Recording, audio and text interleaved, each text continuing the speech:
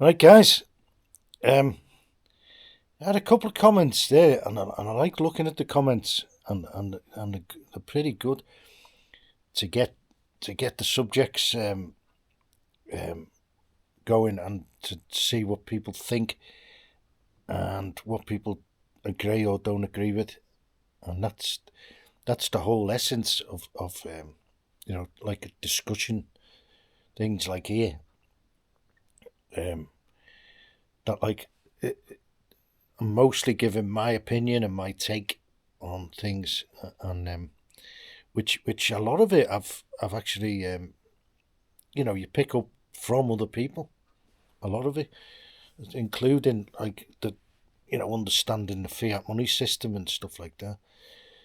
And because you don't always understand these things until that they're explained, because they don't teach you any of that at school. The financial system, and there's a good reason why they don't.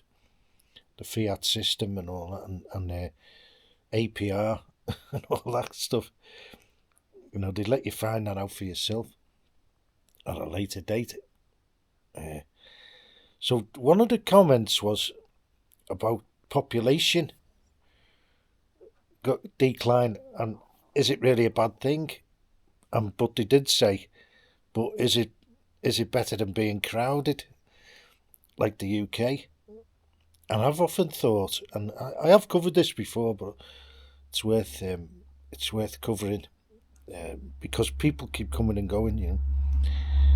So I've noticed a lot of YouTubers, they even repeat things every single day, which I'm not to that point yet. So they say the same thing every single day, almost word for word, with a different date on it. Anyway, population decline, is it a bad thing, and when does it become a bad thing, and why? And that's a good subject, and I don't think it's bad. Um, especially from what I've seen here in Bulgaria, and they keep saying like it's catastrophic and all this, and everyone says everyone's leaving, and like from what I can see, there's plenty of people roaming about here, plenty of people. So how many do you need? And I would say the UK is way way too crowded, and a lot of it, and with the wrong people. It it is. There's no doubt about it. So what you need, I've often thought, like, what's the optimum size for a town?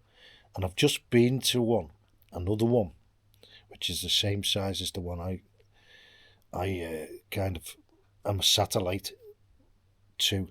And you got to look at that as well. Not just the population, just the area around as well, the satellite villages or whatever they call it, or if it's a city, it's the metropolitan area. And what's too big?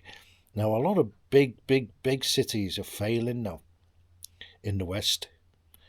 Your San Francisco and your Los Angeles and all that, and some other cities are doing better. And I think they tend to be the smaller ones. That are doing better. And then London, places like that, or Paris, they're just lost in themselves. They they're not great places to be. I don't think, anyway. I don't think so at all. I mean, if you want a really big city and a capital city, a million's enough. A million people's a lot of people. You've got everything there. So what size of population do you need? And I would say depends on the resources in the country and things like that, and the size in area of the country, and the population density. I think now it's about 68 people here per square kilometre, and it doesn't feel empty. And there are wilderness areas which you need if it's going to be a good country. It's great to have wilderness, and the resources what we've got here. The main one is forest. We've got it's heavily forested, and the water. You know, if you start increasing the population here by 10, you wouldn't have enough water, probably. Yeah, because they say the shorter water in some places anyway, which they're not. They just mismanage it. Here in PG, there's water everywhere. You know, there's about 5 mountain ranges, and there's water pouring out of all of them. And they don't, and it's free flowing, you know, so there's plenty of water. if you know where to find it. Anyway, so is it a bad thing? I would say no. And what's the optimum count of people per square meter? And I would say no more than 100. I really would. Most of the Balkans is around 70 people per square kilometre. So, and I think that's pretty good, because then you get like moderate traffic. You know, you never sat in traffic jams. Once you start, you know, queuing up for everything, you can't speak to anyone, and you can't get access to services. Then you're too crowded, or it hasn't been managed, you know, to handle the increase in these. Some of them are ridiculous increases in people. Now, another argument with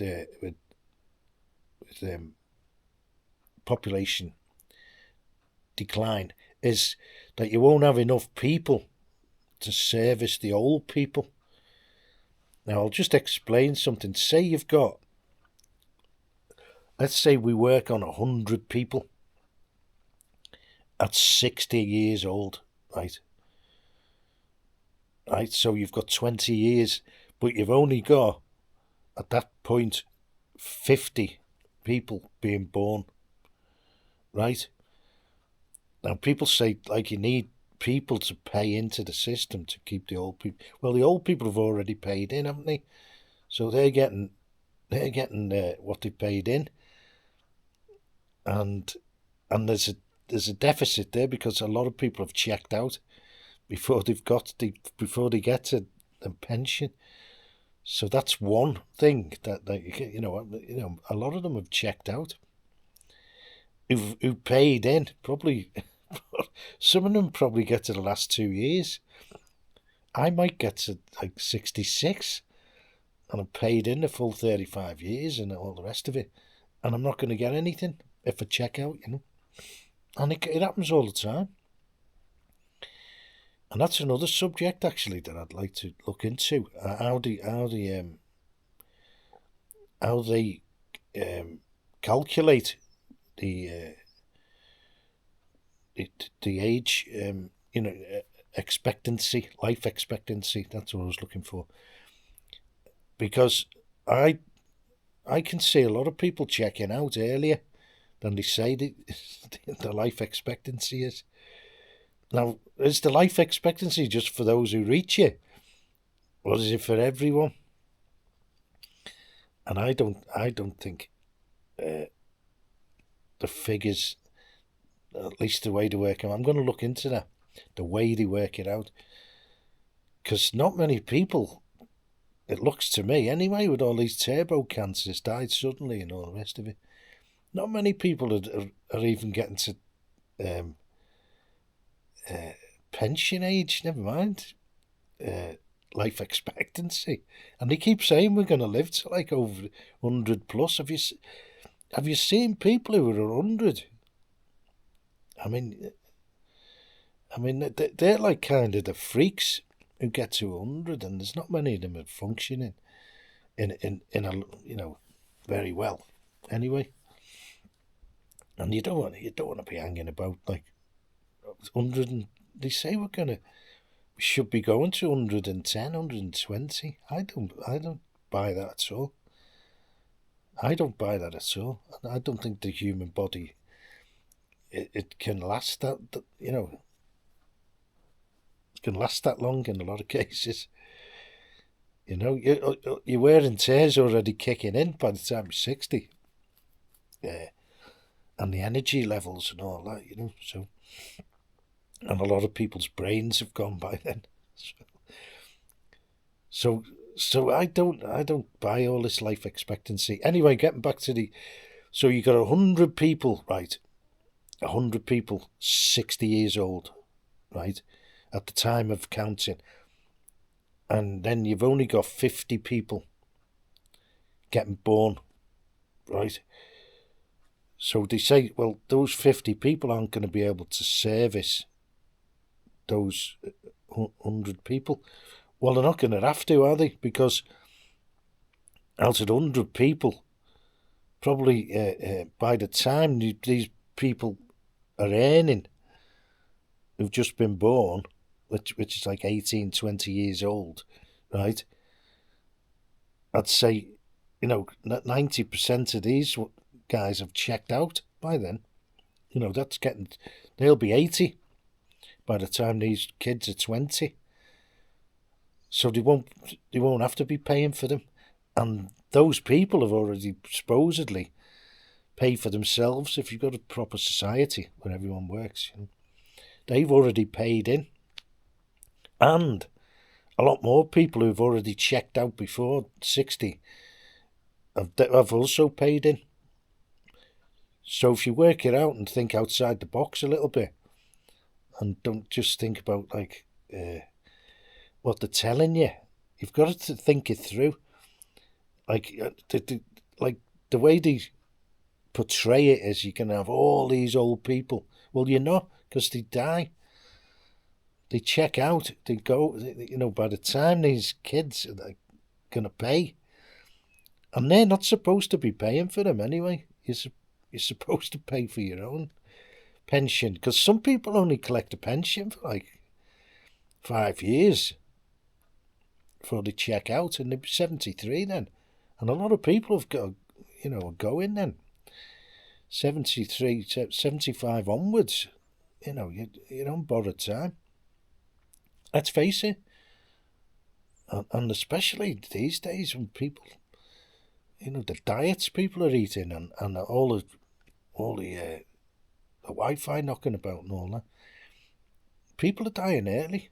That's what I can see anyway.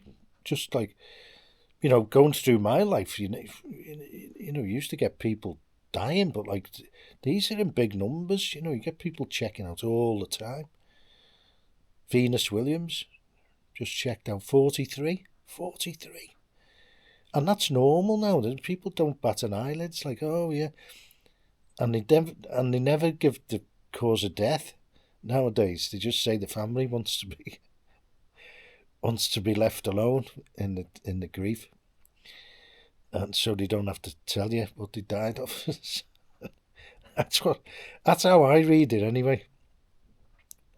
So, and a lot of people are getting these turbo cancers. Where are they getting them from? It's somewhere, because other places don't have them, don't have these cancers. So it's coming from somewhere, and it's got to be either your diet, or the waves in the air, or something. It's got to be something, because it's not normal to have these types of things, or it's coming from something else, which is anyone's guess. And so population. So that's what I think about, like the population, where you're going to end up with all these old people. Well, you're not, are you? Because and then you're going to get less as these people who've just been born get older. There's going to be less older people, not more. There's going to be less, and people die rapido, quick. Is it, especially when you've got a ton of old people. You're going to get a load of people dying all at once, and less younger people in future years are going to be in that bracket. And that's how it works. And so the thinking, the logic, if you listen to the logic about you're getting an ageing population, well, the ageing population is going to be dead shortly. They don't just age and just keep aging. They check out, you know. So that comes to like, well, what do you need? What's the best size of a town or a village or whatever? Now, villages, by and large, can only, you know, a village is a village, and you're gonna only have one shop. Now, I prefer a town, and I've come to the figure over the years by looking at towns that function quite well and that give you options. Now, if you get a town about 25,000, you've got enough options there for shopping. Like ours is here, 25,000, and I would say the satellites who go there, like me, adds up to about maybe 35,000. You know, people who go there for like administration and stuff that you can't just get locally in the village. You know, I go once a month, or maybe twice if I need stuff. Right, so the satellite of a town, I'd say, let's call it a metropolitan area of a town. How many people do you need to get a good level of competition, a good level of service, and a good standard of life? And you know, you can have sports teams and all the rest of it, and some decent industry. Like, if it's a well-run town and you get the right industries, which I think we've got now, we've had a couple of industries do very well here over the last decade or so, and it's really noticeable about, you know, the buzz in the town. And well, we've got three really industries which have done really okay and increased their workforce, you know. One of them is pharmaceutical factory, and don't forget we're quite rural here as well, you know, and even the town feels quite rural, but we've got this huge factory. This makes pharmaceuticals, and then we've got another place that supplies IKEA with all the soft furnishings. Right, we've got a good ceramics industry. And there's also this factory that came from nowhere, came from Italy, and it makes hydraulic pipes. And they expanded a couple of years ago as well, so they've obviously done well. So that's the main industry we've got, and furniture is quite a big one, but that's like a satellite town. That's the next town along, you know. So you got all those things, like a few industries, and then that knocks on then to all the rest of it. You know, that keeps the shops going. It keeps the services going. You know, it keeps people buying internet, so there's a demand for that. And so I think that, and the town isn't like uncomfortably packed. It's just right, you know. So and you know, you've got enough there, and we've even got, like, you know, 3 or 4 post offices, and every village has got a post office as well, which is hopeless. The postal service in Bulgaria is probably the worst service out the lot. It's hopeless, absolutely hopeless, dire. You're lucky to get a letter. Really. They don't deliver post. You've got to, and packages, you've got to know there's a package there. So if someone sends you a surprise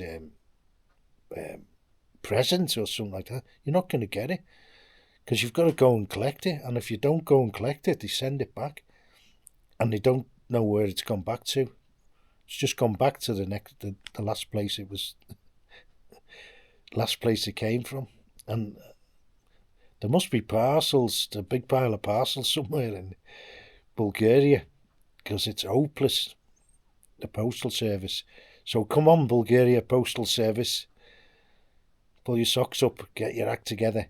Now the courier service is second to none. They've got two big ones, Speedy and Econt. We're getting off track here, but it's worth mentioning. And they are second to none.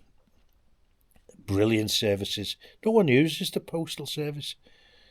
They just use these couriers for like sending packages in there, because you'll never get them. You will never ever get them in the post office, and they track them, and you get a text message as soon as it arrives and all the rest of it, and you know it's going to arrive as well, and you know exactly at what time it's going to be there as well. With Econt's brilliant. So ticks in boxes for Econt, no ticks for the Bulgarian Postal Service. It's hopeless, right? So that's that out the way. So going back to the nation, we're the same size as the UK. Not the UK, sorry. England, just England. Scotland's quite big. And actually, we're the same, almost the same population density as Scotland. But we do a lot better than Scotland would on its own, I think. Anyway, I might be wrong on that. They don't seem to have many, major resources, and they rely a lot on England for services and stuff like that. Getting posts. They're probably a net